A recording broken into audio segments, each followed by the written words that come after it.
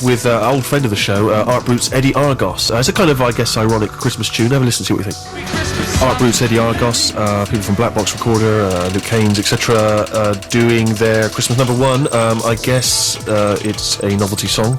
A lot of people say there's no place for novelty songs in my life. Is there one in your life, James King? Because, I mean, it seems to me that if anyone's going to appreciate a Christmas tune, it's you. There's not been a decent Christmas tune for a long time, has there? I mean, you know I love the Christmas tunes. December the 1st, out comes the greatest Christmas album in the world ever. Yeah. Always skip Gary Glitter, Another Rock and Roll Christmas. Enjoy all the others. Are we not allowed to listen to that anymore? Love all the others. Is it even on that album still? It is, yeah. Well, on my copy, on your copy, yeah. Yeah, I do love a Christmas song, but this one, I think The Darkness is probably the one before that. A few years ago, which was actually someone releasing a new Christmas song, but it have to be done a little bit silly now. Oh, it's so funny releasing a Christmas song. We're going to do it a bit tongue-in-cheek. And I want a genuine Christmas song. You know, when the classics that are on all these compilations that we hear back to back all the time at Christmas, they weren't doing them as a laugh. They did them because they genuinely thought they were great. Yeah. And, although I like it, I'm a bit disappointed it has to be done. Oh, we're so funny, we're so arch, we're going to send up the Christmas song. Just do a great Christmas song. Well, I mean, it's a view that probably echoes my feelings. We're in agreement there. But what about you, Tiny Sammy? Oh no, have I shrunk into Well, miniature you're sort of a low chair then. Is it because of a low chair, or is it now I'm such an old lady I'm actually shrinking? No, you're beginning to curl up. I completely agree with James. Don't take the mick out the Christmas song. It's sacred. I kept thinking if they didn't have the jingle bells in the background, it would have been a really interesting song, and I quite like the talking and the weirdness. But sacred Christmas cannot be touched. Santa Claus's birthday must be celebrated and kept special. And the little baby Santa Claus. Yes, yeah, he was still had a beard in that manger. Absolutely. But no, that's the thing I really wanted to enjoy, because I love both the artists, and it was good and it was going somewhere, but I didn't like the fact they were taking the mick. I'm beginning to think that this is going to be a common thought from all of you people there. Anyone not thinking the same? I'm going to back the trend. I loved it. My worry with Christmas songs, and I think about this for about mid-November onwards, is are there going to be enough decent Christmas songs to fill the best Christmas in the world ever albums? Sure. And why do songs like Stay Another Day always get known as Christmas songs just because they were Christmas number ones? There's no Christmas references in that song. Well, yeah, but there is kind of bells and so on, isn't there? Yeah, they were dressed up as Eskimos in the video. Snowy, innit? Yeah. Anyway. Eskimos dress like Eskimos all year round, surely. Inuits, come on, don't be racist. But also, of course, now that we've lost glitter from those collections, we've got to. We've lost glitter. There's other artists on those albums who may, at some stage, be accused of something they may or may not have done. Yeah. Cliff Richard, Mistletoe and Wine is a wonderful, wonderful tune. Yeah. If it ever disappeared from any of those albums, I'd be very upset. Like all of us. For some reason, Yeah. I imagine what he might have done. Yeah, I don't know. Anyway, with the 64046, have you got any clues as to what Cliff Richard might have done? Tiny Dan. James absolutely right, yeah, no need for the irony. And the riff nicked from Remember You're a Womble, like that. Oh, that's a big accusation. Be careful. No, it's not. All right. And Harry, quickly. Like Heartbreak, like Black Box Recorder, didn't like that. I appreciate it. Thank you very much for getting your views heard, Harry. 64046, if you want to get in touch with us for any reason, I don't know why. If you've got any secrets, any behind-the-scenes information on any of the people you might find on a Christmas album, we'd love to hear from you. From 1990, Canadian rappers The Dream Warriors and Wash Your Face in My Sink. Apparently the Dream Warriors were the best-selling hip-hop group in Canada for over 10 years, until losing their place to Swollen Members in 1999. So there we are, some fascinating pop trivia. Hey, let's have another round of applause, please, as we welcome Radio 1 and various other stations, film critic. How do you want to be summarised, James? I think film reviewer is nice. I think critic always sound people don't like film critics, whereas film reviewers, I think it's a slightly warmer name. Okay, film critic James King.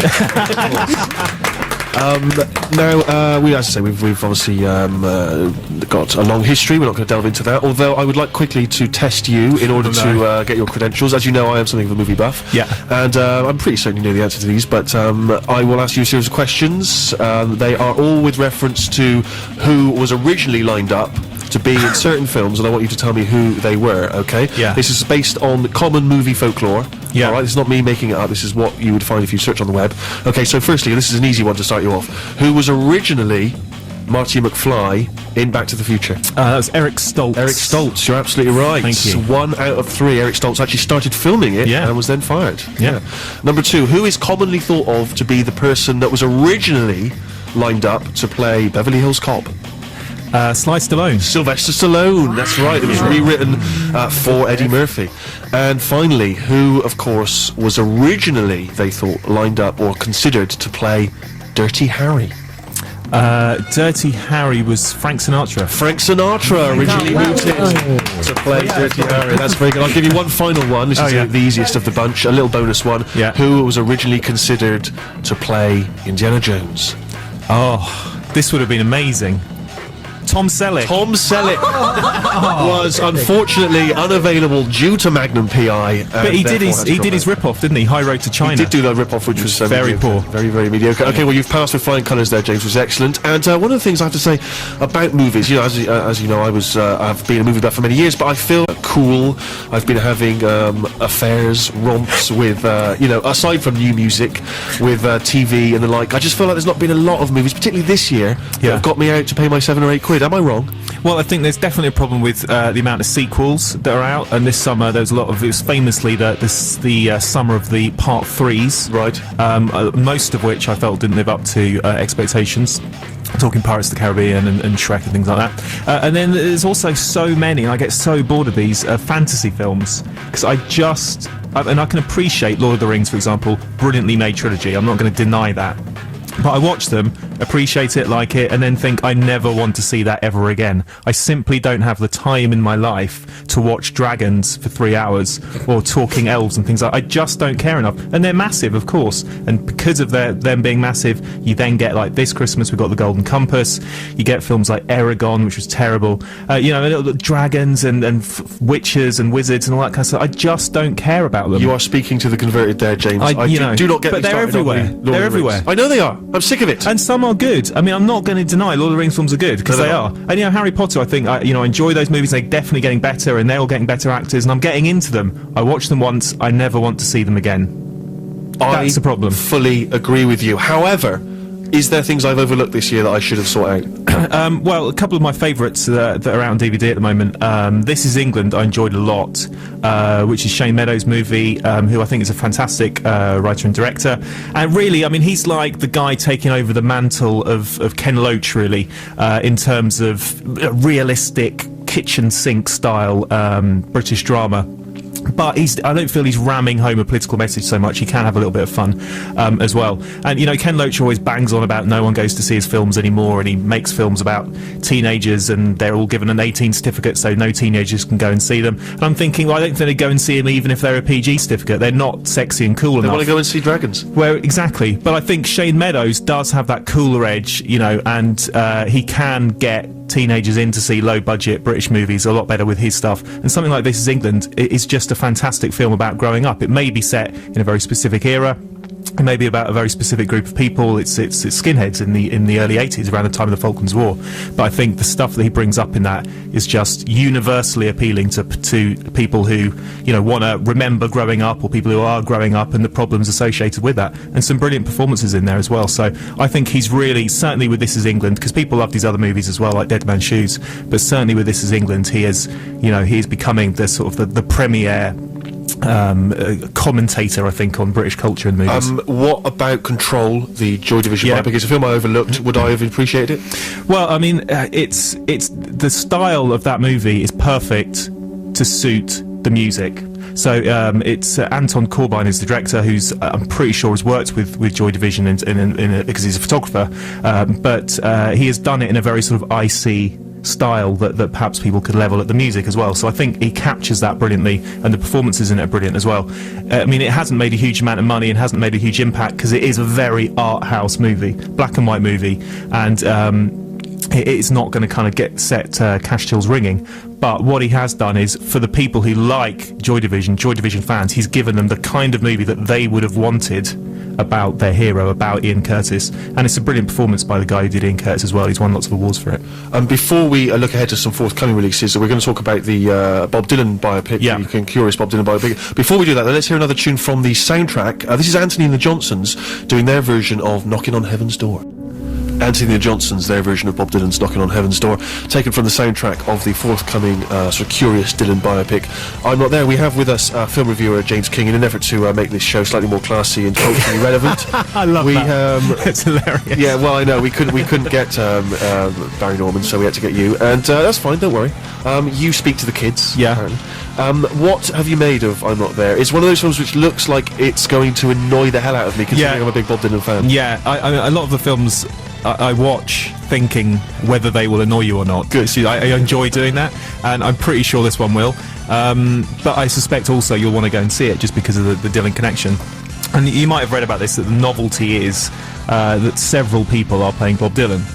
So you've got, the big names. You've got Cate Blanchett, you've got Christian Bale, Richard Gere, Heath Ledger, playing Bob Dylan, although actually none of them are ever called Bob Dylan, but playing incarnations of Bob Dylan throughout his working life. So you have Cate Blanchett from the Don't Look Back era, Sure. which when he came to the UK and was sort of booed off the stage for plugging his guitar and stuff like that. So she's doing that era of Bob Dylan. Christian Bale, he's doing the era of Bob Dylan when he turned to religion. Heath Ledger plays a Bob Dylan incarnation who's making movies, as Dylan did in the 70s. You've even got this little black kid called Marcus Carl Franklin who's playing a young Bob Dylan. Right. But he's playing a character called Woody Guthrie. It gets very confusing because Bob Dylan was very influenced Yes. and kind of tried to be Woody Guthrie when he was younger. So all these different actors playing different incarnations of a person who is a bit like Bob Dylan. It's obvious, it's meant to be Bob Dylan. And really it's making the point, I mean the title gives it away, which is I think a sort of obscure Bob Dylan demo track, isn't it? I'm Not There. And it's making the point that you can never really pin down someone like Bob Dylan as being one type of person. He's constantly changing, he has different eras in his career when he's doing different things, and he's not someone you can sum up in a media-friendly soundbite. The problem is that it kind of says that after about 10 minutes. Yeah. You get the point. That's fair enough. I think it's, I agree with that. But then it just keeps repeating that over and over again for about 2.5 hours. People I've spoken to who've seen it say one of the frustrating things is that on occasion, as in the Cate Blanchett sequence, Yeah. they really do, she does not only a masterful impression of Dylan, but sort of recreates the biographical elements from that period. Yeah. And then elsewhere, there's almost a sort of mixture of kind of fantasy and yeah. reality, so you're never quite getting the biopic element and you're never quite getting something else. It's No. just a kind of slightly odd. I mean, it's there. The movie is there to frustrate you, which ultimately you could argue Dylan is trying to do as well. But I don't know whether I want to pay my money to go and see a film that willfully frustrates me. Well, certainly if you go and see him live in concert nowadays, he will drive the hell out of you. Last time I went to see him, he was stood to one side of the stage. I couldn't even see him. Yeah. I was furious. But that's the whole point, is that it's there to say, I'm not going to give you an easy ride. I'm not going to give you a standard biopic of this guy. You are going to get annoyed by this obscure and art house movie. But there are great performances in it. Cate Blanchett is amazing. She is the best one. She is the best of the Dylan impersonators. Gives a fantastic performance. But it's very difficult to really care about anything that anybody's doing, because certainly if you know a little bit about Bob Dylan's life anyway, there's no surprises in there because you know what's going to happen. But secondly, because it's so obviously this very artfully constructed movie, they're not trying to make it real. You just think, well, I can't really get into any of these characters and really care what's going to happen next to them and care about what they do, because they're so obviously faking it. So there's a major problem with it. But it's the guy who did it is a guy called Todd Haynes, who is very successful in independent cinema.